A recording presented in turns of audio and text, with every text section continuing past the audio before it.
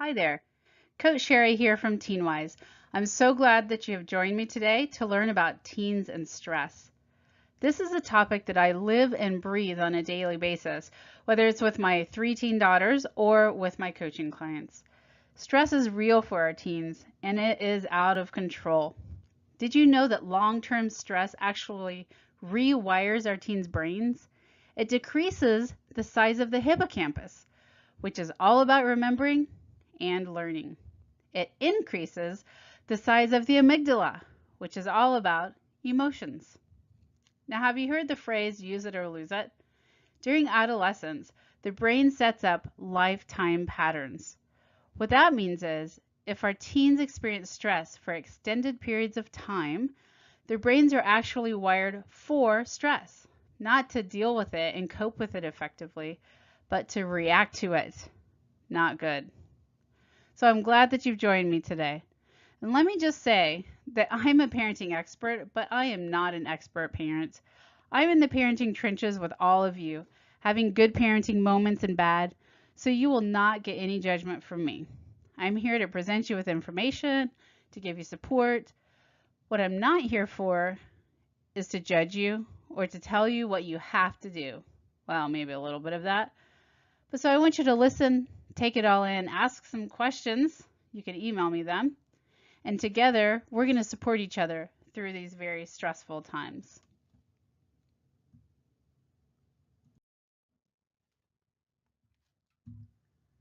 Now, let me start by telling you a story from my own life. So I have 3 daughters, and they're all very different. The middle one is very academically inclined. She's very academically motivated. So one day when she was in the 7th grade, she had been working on a map assignment. They had to color a map and label a map. It had taken her about 6 hours over a period of 3 days. One of her friends asked to borrow the map. Her friend wanted to copy it, and my daughter said no. Well, the friend took it anyway, unbeknownst to my daughter, and proceeded to lose it. So my daughter didn't find this out until she opened her folder to turn in her assignment during class, and it wasn't there. One of her other friends told her that the other friend had taken it and lost it. So what happened? Well, my daughter fainted in the middle of class, fell down, hit her head, the ambulance rushed to school, and she had a concussion. All over coloring map assignment. So this stress is real, and a lot of it, as we probably all can guess, is centered around academics. So let me tell you what we're going to cover in this video series. The first part is the basics of stress. And also in part 1, we'll cover the common sources of stress for our teens. In part 2, we're going to move on to what the signs are that your teen may be way overstressed. In part 3, we'll talk about the ineffective and effective coping skills. In part 4, we'll talk about the changes that parents can make. And in part 5, I'll briefly tell you how TeenWise can help you and can support you in making some changes in your life and in your teen's life. So let's step back, look at the very basics, and define stress. So what is it? It's something that we all know, we all experience, but it's really hard to define. Now, the first reference to stress outside of the realm of physics was used by Hans Selye in 1936. And he defined it as the non-specific response of the body to any demand for change. This became like a mainstream pop psychology term, and people began to use it in all different ways. Hans didn't really like that, and he continued he continued to create a better definition for stress. When asked directly what stress was later in life, he answered, "Everyone knows what stress is, but nobody really knows." There's truth in that for sure, because stress is based on each individual. It depends on biological response, on how much control we feel like we have over the situation, and it depends on what we typically handle on a daily basis. Now, the definition that I really like for stress, it's a little bit lengthy, but it's very all-inclusive. It is this: a feeling of tension experienced when an individual feels that the demands placed on them exceed the resources they have to meet them. And this takes into account individual variability. Now, as we know, everyone has stress, right? Both good stress and bad stress. And our bodies are built to deal pretty well with short-term stress. And in fact, without stress of any sort, our lives are pretty mundane and boring, right? We want some excitement. We enjoy the occasional elevated heart rate and sweaty palms. That's how amusement parks make their money, right? By stressing us out as we're going upside down at 60 miles an hour. We want the good stress. What we don't want is the bad stress, especially for an extended period of time. So constant long-term stress is not something that our bodies are built for. And this has led to the American Medical Association declaring stress as the #1 proxy killer in the US. This means that it isn't listed on any death certificate, but it is what causes the complications for many people that lead to the conditions that can cause death. Let's look at the body in sections here and see what long-term stress does to our bodies. And keep in mind, it affects our teens' bodies even worse than a fully formed adult body. So if we're looking at kind of the head area, there's chronic fatigue and insomnia, headaches, dizziness. There's ADD and ADHD symptoms. So sometimes our kids have the symptoms of it, even though they don't actually have it. Anxiety, irritability, anger, panic disorders, and grinding of teeth. Now moving on, of course there's elevated heart rate. And with extended bad stress, this becomes an elevated heart rate for a long time, which is not what our bodies are used to. Strokes, heart disease, hypertension, diabetes type 1 and 2, and arrhythmias.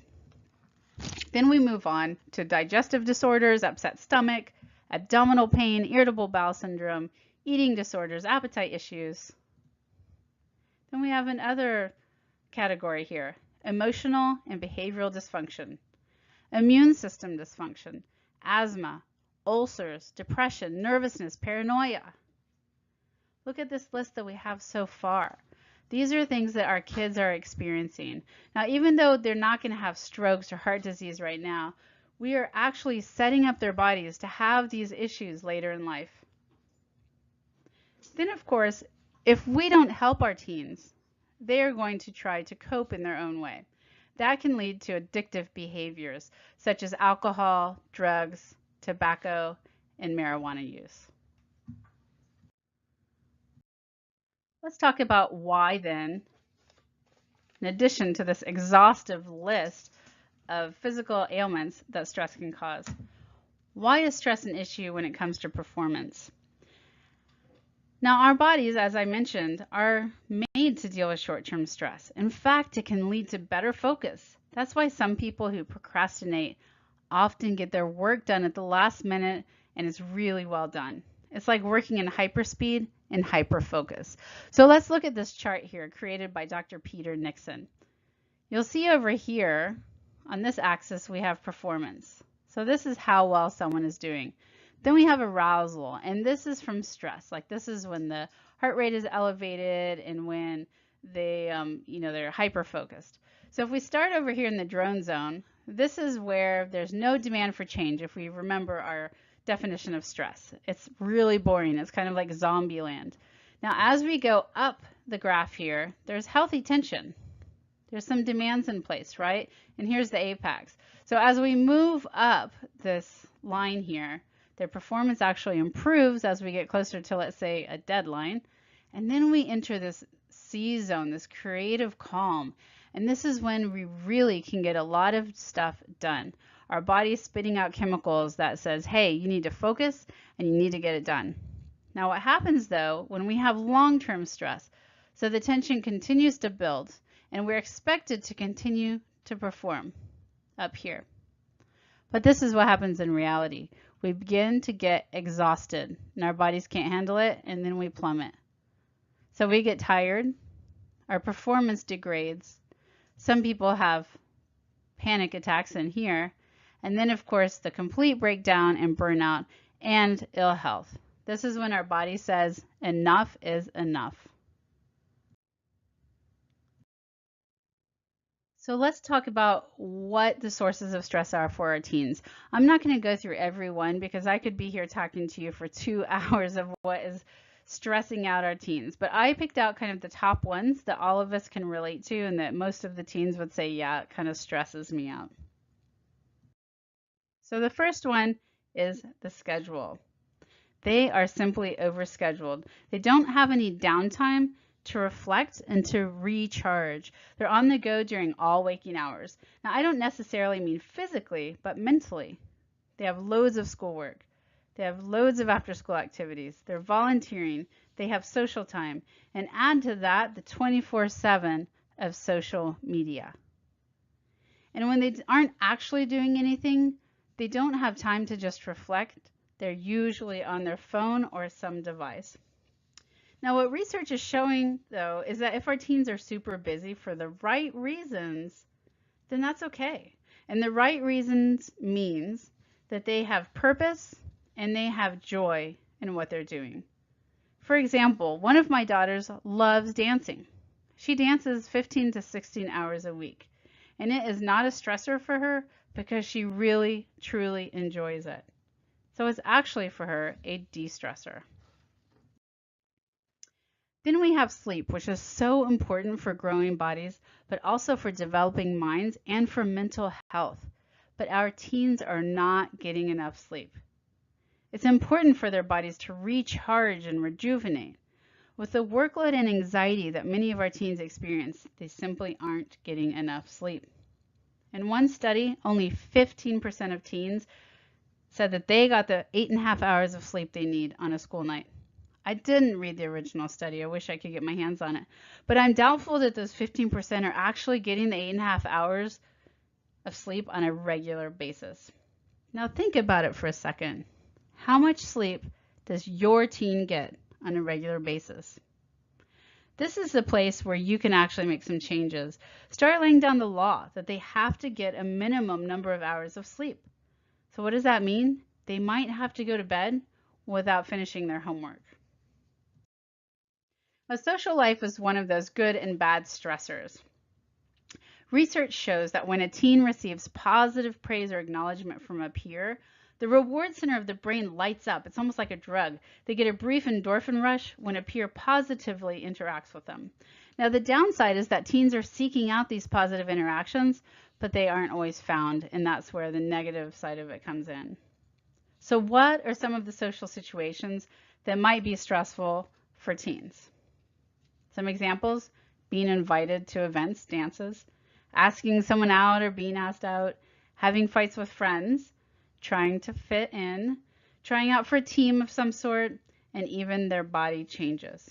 Which brings us to our next source of stress. With the pressures of media to look a certain way, and with the reality of what their bodies look like, body image is a huge stressor for teens. Now, we used to think that it was just a girl issue, but it's not. Boys are also feeling the pressures of looking a certain way.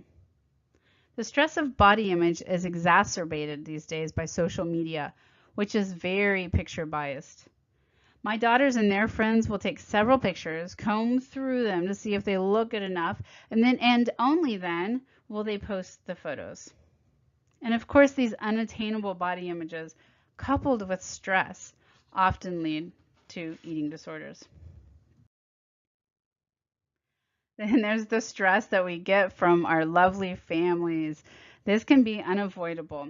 Now, our teens don't choose their families and they don't choose their home circumstances, and they're part of a family, both the good parts and the bad parts. Now, some of the stress from family just comes from the fact that everyone has their own personalities. Or it might be that parents are caring for extended family, like their elder parents. Finances might be tight, parents might be divorcing, a family member might be suffering from a sickness such as cancer. But we know family can also be a source of strength and support, but we get the whole package. School is definitely a stressor for our teens. Beyond the striving to get a 4.0 or higher these days, there's all the rest of school that is stressful.